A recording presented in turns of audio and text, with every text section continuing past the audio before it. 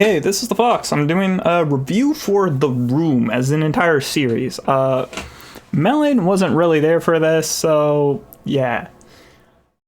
The Room was an interesting set of puzzle games. A very, very interesting set of puzzle games.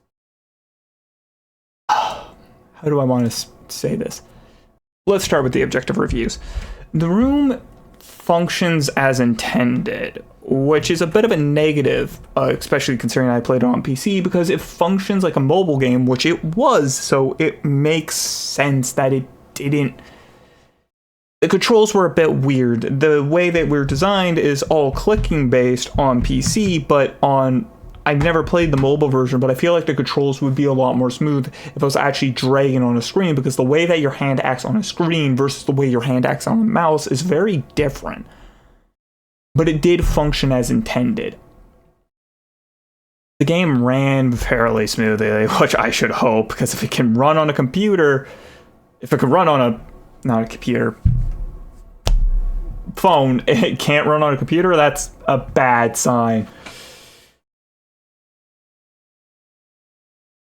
It was such an interesting story. All four of the rooms have such an interesting story. If I had to state, it's a bit jarring, the fact that the first three games are all connected to the same character, but the fourth game isn't.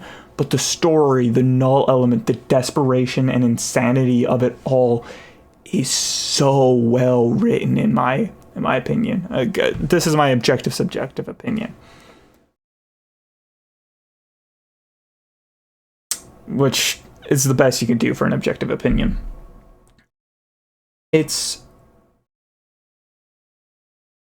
I'm gonna just move on to subjective anyways. I loved how the game, I love the games. I hated how they functioned due to purely the fact that it's a bit off right clicking, and there was one moment where the lighting absolutely screws you up in the first game, but the hint system, the way it's designed for anybody to be able to play, it's simple enough puzzles, you can figure things out on the fly. I love all of The Room. I loved it so much. It was such an fascinating game. Even the second time I was playing it, such a fascinating game. The art style and the way that they depict the null and the creeping of this destructive force that people shouldn't be messing with was so glorious. The music is pretty standard, I feel like. It's not exceptional, but it gives the right feeling, and that's good enough. And good enough is a good bar to aim for, despite what other people constantly act like. So, sound design, ease of use, all of it. If anything, like I said, there's a bit of an issue.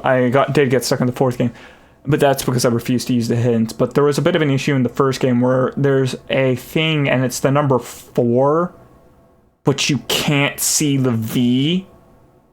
Because it's in Roman numerals. You can only see the I, you can't see the V.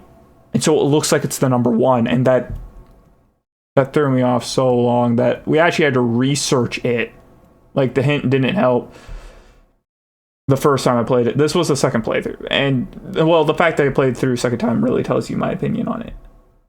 It is a good puzzle game. And if you're willing to set aside the disbelief of all the nonsense that the game gets into, it's a very fun one.